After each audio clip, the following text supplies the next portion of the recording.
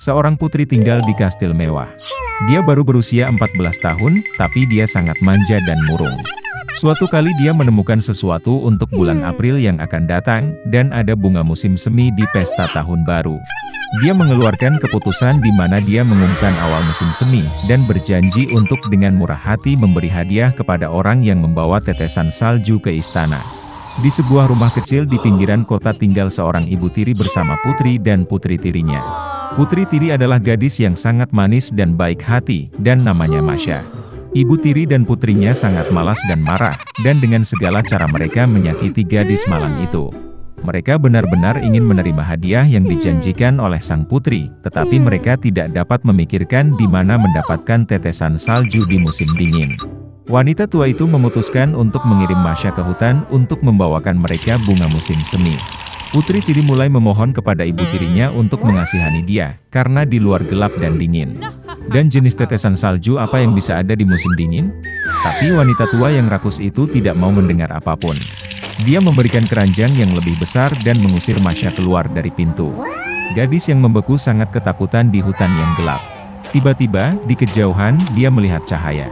Dia senang dan pergi menemuinya. Ternyata itu adalah kobaran api besar, dan 12 orang menghangatkan diri di sekitarnya.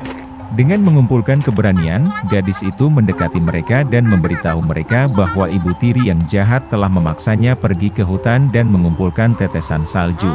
Ternyata itu 12 bulan. Saudara-saudara merasa kasihan pada Masha, dan mereka memutuskan untuk membantunya.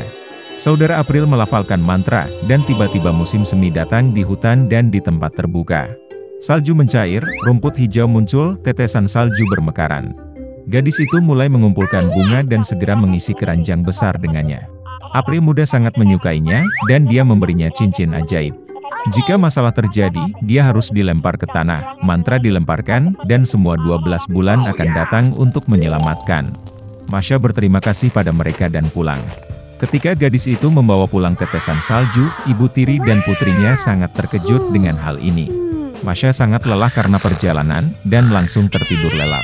Kakak tirinya curiga ada yang tidak beres. Saat gadis itu tidur, dia menemukan cincin ajaibnya, dan membawanya ke dirinya sendiri. Setelah bangun, putri tiri menemukan kehilangannya.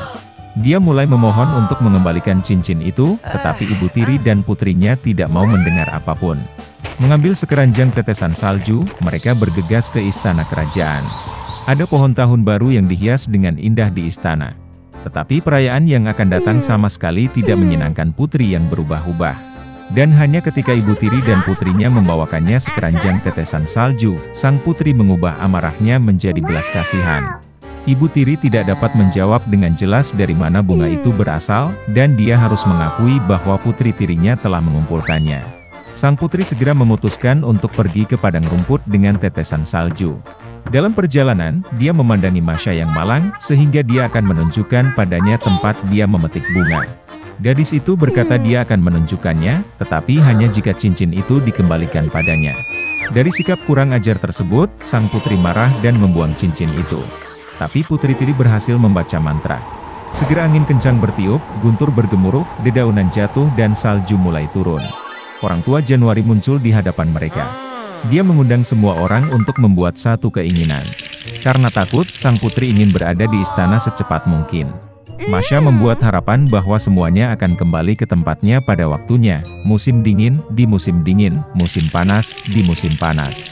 Ibu tiri dan putrinya begitu beku sehingga mereka menginginkan mantel bulu dari bulu apapun, bahkan dari seekor anjing. Mengatakan ini, wanita rakus segera berubah menjadi anjing. Mereka diikat ke kereta luncur di mana sang putri akan pergi ke istana. Masha berterima kasih kepada saudara-saudara atas bantuan mereka. Mereka berjanji untuk mengubah ibu tiri dan putrinya kembali menjadi manusia, tetapi hanya jika mereka patuh. Berbulan-bulan memberi gadis itu kereta luncur besar yang indah, yang diikat oleh kuda lincah. Melihat mereka, sang putri meminta tumpangan ke istana. Ini adalah pertama kalinya dalam hidupnya sang putri mengucapkan kata tolong. Dan Masha dengan senang hati setuju. Lemuel Gulliver lahir dalam keluarga seorang pemilik tanah Inggris yang miskin. Anak laki-laki itu adalah anak ketiga dari 5 bersaudara. Pada usia 14 tahun, ia magang pada seorang dokter London yang terkenal, dan kemudian mendapat pekerjaan sebagai ahli bedah di sebuah kapal. Selama 6 tahun Gulliver melakukan perjalanan ke berbagai negara, mengamati adat istiadat penduduk asli, dan bahkan mempelajari bahasa mereka. Maka Gulliver memulai perjalanan lain dengan kapal Antelope. Tetapi tidak punya waktu untuk melewati bahkan setengah jalan, karena kapal jatuh ke dalam badai yang dahsyat. Badai menghantam kapal ke bebatuan, dan para pelot melompat ke laut dengan ngeri. Dan hanya Gulliver yang berhasil masuk ke perahu. Dia dibawa selama berjam-jam di atas ombak, dan segera oleh keajaiban perahu itu terdampar ke darat. Tapi Gulliver sangat kelelahan karena badai sehingga begitu dia menginjak tanah, dia langsung tertidur di halaman rumput terdekat. Sinar matahari pertama membangunkan Gulliver. Dia mencoba untuk bangun, tetapi menyadari bahwa dia tidak bisa bergerak. Lengan, kaki, dan bahkan rambutnya diikat ke tanah dengan jaring dari tali kecil. Tiba-tiba sesuatu menggelitik dada Gulliver. Dia mengangkat kepalanya dan melihat pada dirinya sendiri seorang pria kecil seukuran jari. Itu adalah raja dari Lilliput. Dia memberi perintah, dan kemudian ribuan anak panah kecil, seperti jarum, mulai menusuk tubuh Gulliver. Tahanan itu segera menyadari bahwa lebih baik tunduk. Dia menunjukkan tanda-tanda bahwa dia lapar dan haus. Kemudian, atas perintah raja, makanan dibawa kepadanya. Lebih dari 100 penduduk asli menaiki tangga ke mulut Gulliver, menuangkan sekeranjang buah, roti dan daging padanya. Ketika Gulliver memakan semuanya, dia dibawa ke ibu kota dengan platform yang dibuat khusus. Tahanan ditempatkan di sebuah kuil besar, dirantai di kaki kirinya dengan banyak rantai miniatur. Itu adalah ruangan terbesar di seluruh negeri, tetapi bahkan di dalamnya raksasa itu harus berjalan dengan 4 kaki. Pada pertemuan suku Lilliput, raja memerintahkan untuk menyediakan staf 600 pelayan bagi Gulliver. Mereka menjahit jas untuk narapidana dan bahkan alas tidur dari kasur mini. Dan seiring waktu, raja yakin bahwa raksasa itu baik hati, dan karena itu membebaskannya. Gulliver sering bepergian ke seluruh negeri, mempelajari adat istiadat dan bahasa Lilliputians, dan bahkan berpartisipasi dalam liburan dan parade mereka. Suatu ketika, saat berkomunikasi dengan raja, Gulliver mengetahui bahwa Liliputia berperang dengan Kekaisaran Blefuscu, yang terletak di pulau tetangga. Alasan untuk anggapan tersebut adalah bahwa Lilliputians tidak setuju dengan Blefuscans tentang cara memecahkan telur dengan benar. Para Lilliput membaginya dari ujung yang tajam, dan Blefuscan dari yang tumpul. Dan sekarang Raja Lilliput tersebar desas-desus bahwa musuh telah menyiapkan armada dan akan menyerang. Kemudian Kaisar meminta bantuan dari Gulliver, dan dia setuju. Maka, dalam kegelapan malam, Gulliver mengambil tali panjang dan berenang ke kapal musuh. Dia mengikatkan tali ke setiap kapal dan menyeretnya ke pantai Lilliput. Para penjaga, yang merupakan satu-satunya orang di kapal, melompat ke laut dan mulai berenang menjauh dari raksasa itu. Jadi Gulliver benar-benar melucuti senjata lawan dan menerima gelar paling terhormat di kerajaan untuk ini. Untuk ini, para abdi dalam tidak menyukai Gulliver. Mereka mulai menjalin intrik terhadapnya, dan segera raja sendiri menuduh raksasa itu melakukan pengkhianatan tingkat tinggi. Desas-desus menyebar ke seluruh kerajaan.